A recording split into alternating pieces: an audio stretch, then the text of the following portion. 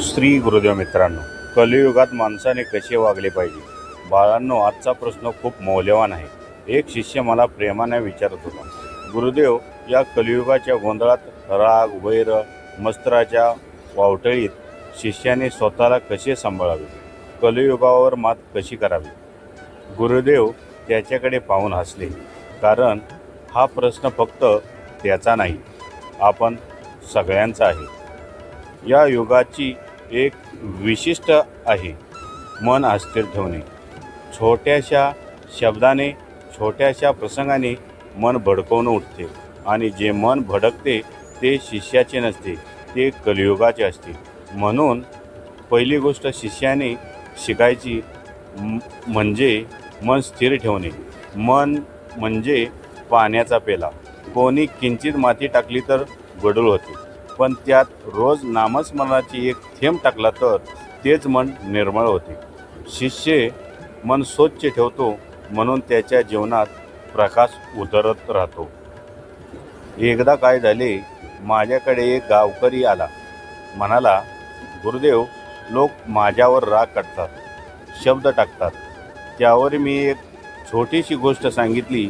मी म्हणालो, बाळा, समोरच्या रागवतो म्हणून तू रागवलास तर तू त्याचा नव्हे, रागाचा सेवक होतोस. पण तू शांत राहिलास तर तू माझ्या शिष्य राहतोस. शांतता ही कमजोरी नाही, ती शक्ती आहे. जे स्वतःला जिंकतात ते जगावर जिंकतात. आपल्या हातात एक फांदी असते, तिला मोडायला क्षणभर लागतो, पण वाढवायला वर्षे लागतात. संबंध, विश्व, प्रेम हे सगळे या फांदीसारखेच आहे. शिष्याने कोठे मतभेद झाले तरी हसत मिटवावे.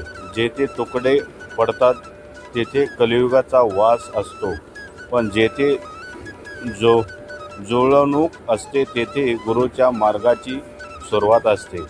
अंधार कितीही मोठा असला, एक छोटीशी ज्योत पुरेशी असते त्याला पराभूत करण्यासाठी. या जगात तू तीच ज्योत आहेस बाळा. कोणाला शब्दाने उभे कर, कोणाला सेवेमुळे आशा दे. छोट्याशा चांगल्या कृतीतून गुरुकृपेचा प्रकाश दुसऱ्यापर्यंत पोचतो. म्हणून शिष्याच्या प्रत्येक कृतीत प्रेम, संयम आणि करुणा असावी.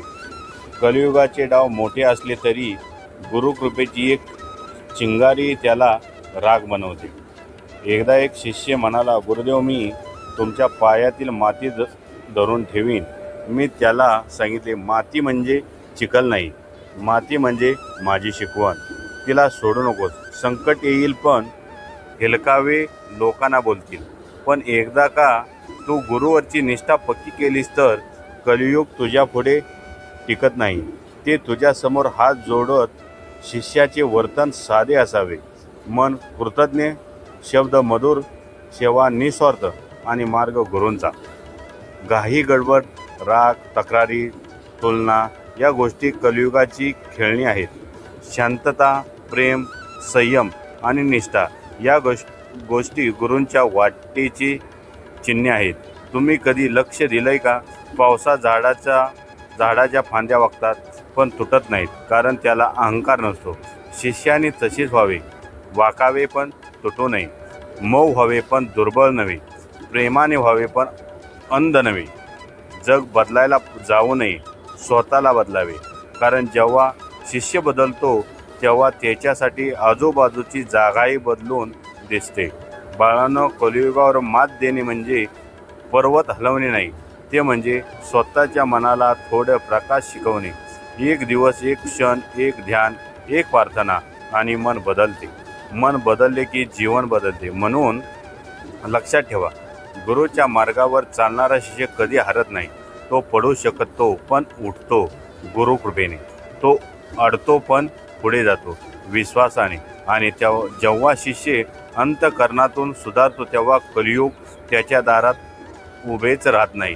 शेवटी मी त्या शिष्याला म्हणालो, बाळा, तो स्वतःला जिंकायची सुरुवात कर. जग आधीच जिंकले गेले, आणि हे शिष्याची चाल, हाच त्याचा मार्ग आणि हाच कलियुगावरचा विजय. श्री गुरुदेव मित्रांनो, आजचा बोध तुम्हाला कसा वाटला कमेंटमध्ये नक्की कळवा. लाईक करा, सबस्क्रायबर करा. आपल्या चॅनलवर नवीन असाल तर सबस्क्राईब करायला विसरू नका. श्री गुरुदेव मित्रांनो.